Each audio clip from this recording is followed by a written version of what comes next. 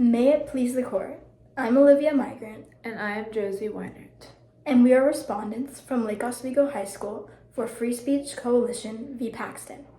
We argue that Texas House Bill 1181 should be reviewed under rational basis.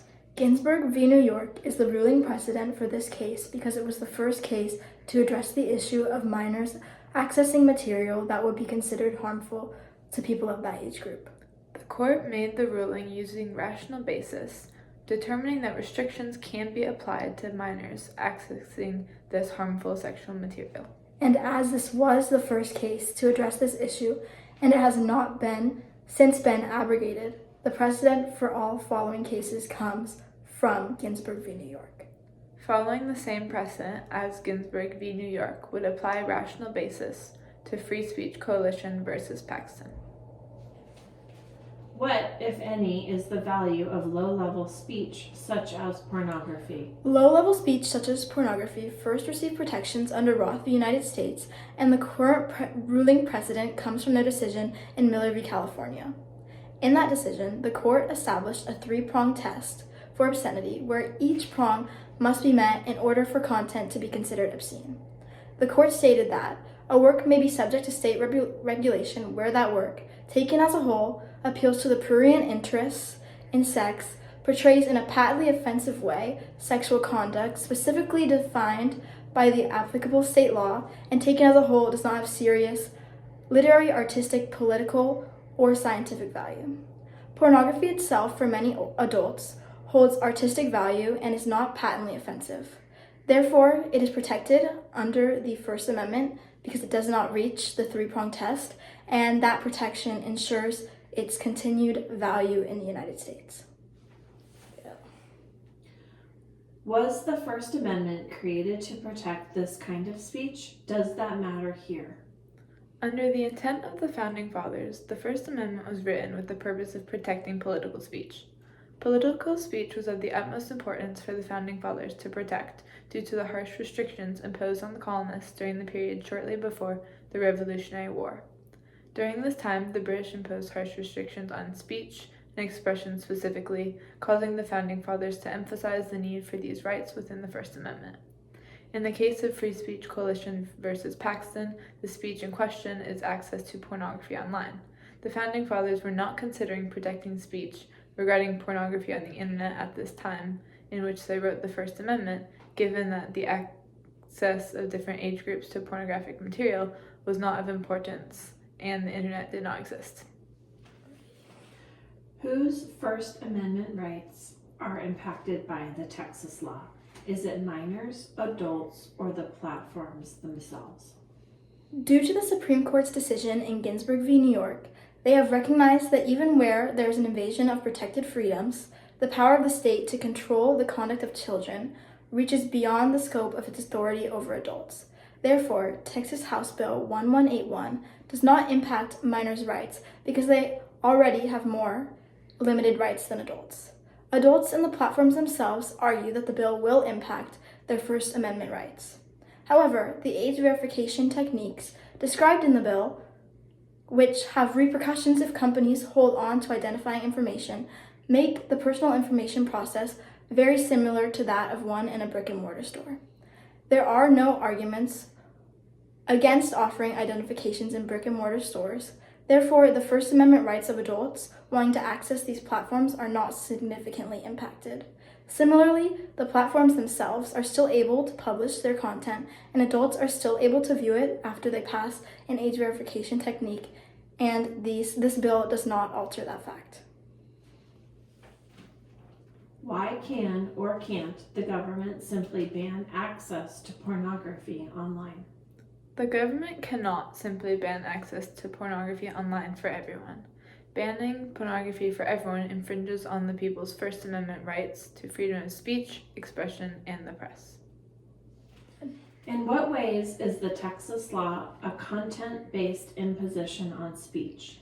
In what ways is it not? The Texas law is a content-based imposition because it is only placing the age verification process on specific speech, in this case, pornography. It is intended for low-level pornography, and it is targeted at that speech. However, the imposition placed on that speech is very limited, as it only requires an age verification process, which is currently used as a means of restriction in many parts of our society.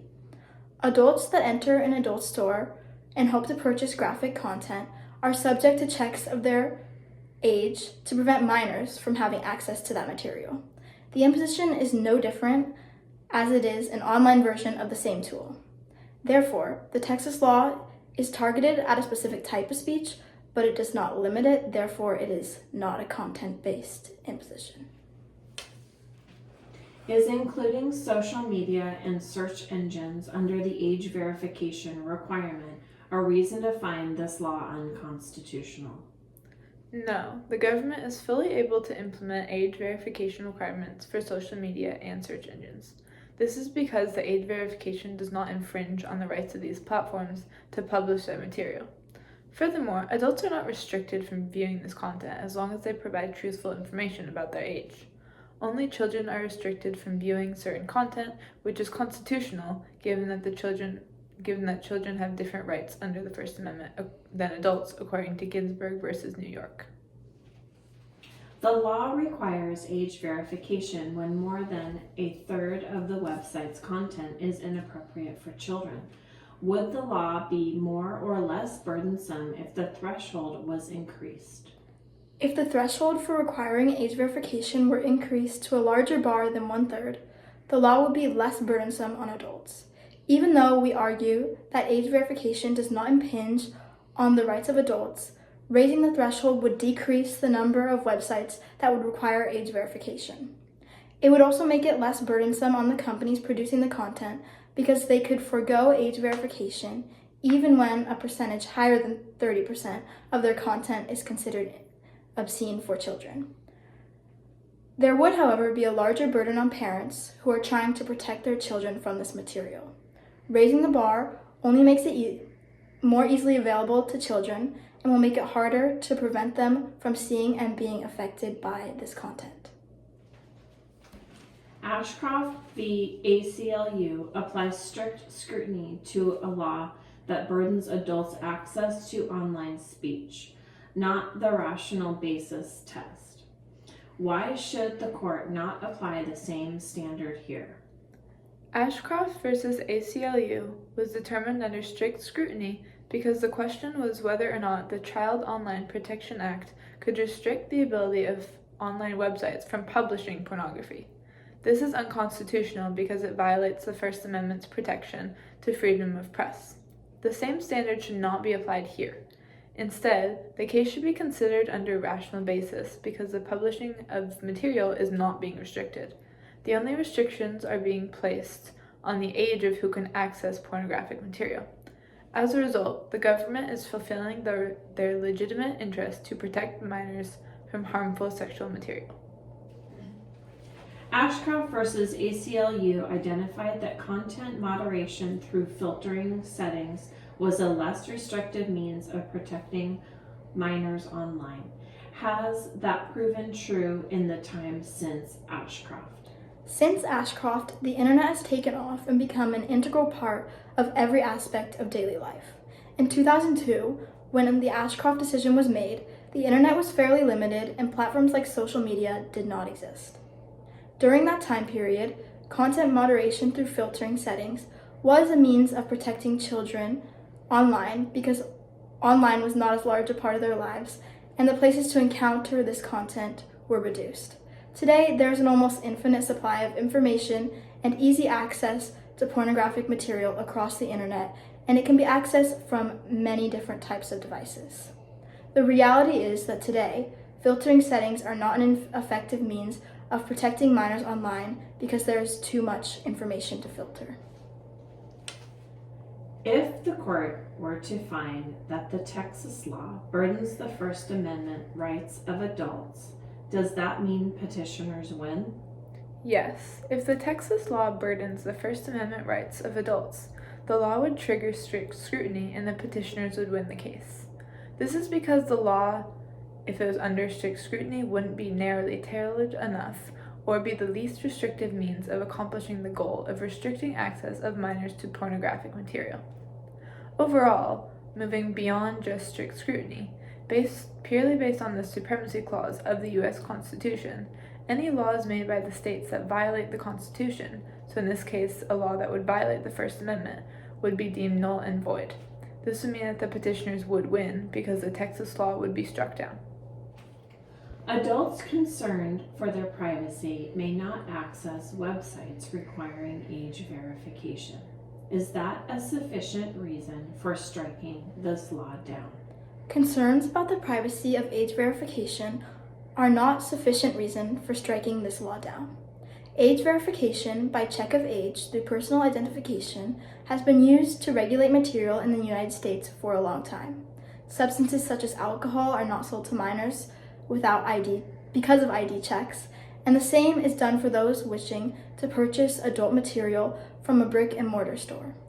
Due to the provisions in House Bill 1181 that create avenues to sue if personal information is not immediately released, this version of age verification that is online is not much different from that of age verification in a brick and mortar store.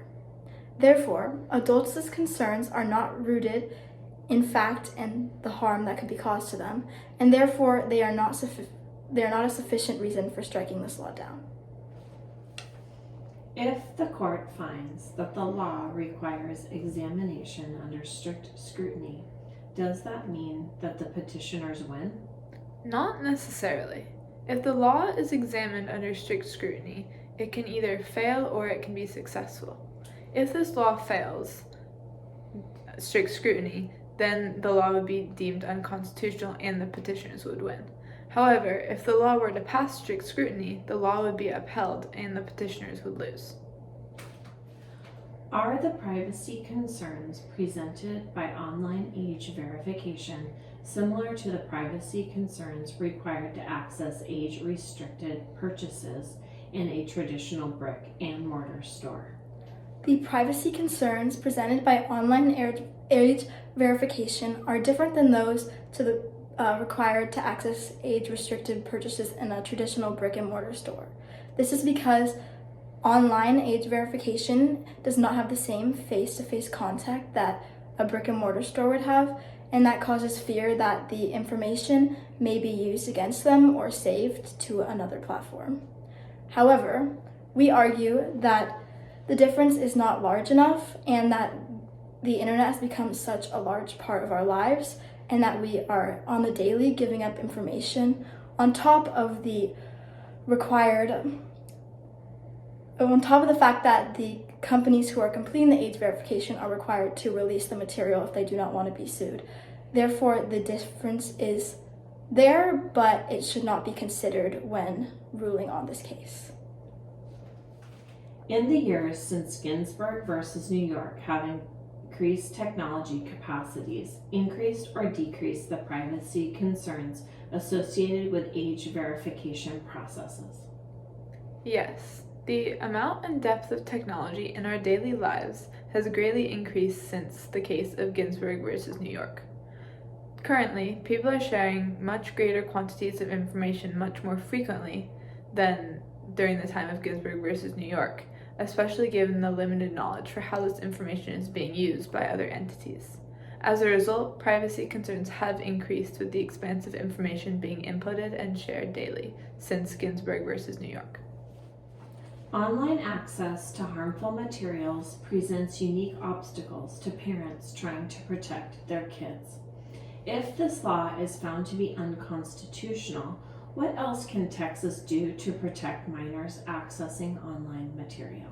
If the law is found to be unconstitutional, there are not specific age required impositions that could be placed in order to prevent children from accessing this material. However, Texas can encourage parents to take a step in order to prevent their children from seeing this material. Options could be to install devices on all cellular devices that make it so that parents can see the children's search history, and if children are viewing this content, they can be informed of the consequences of that and how that can affect them. And parents can also place restrictions on their children's devices to prevent them from ever seeing this material in the first place. Granted, these would have to be wide restrictions, and it might not be possible for all of this material to be restricted from kids, but it could be a step in the right direction, and it could allow the children to grow up in a place where they do not see this content, even though the government cannot restrict it.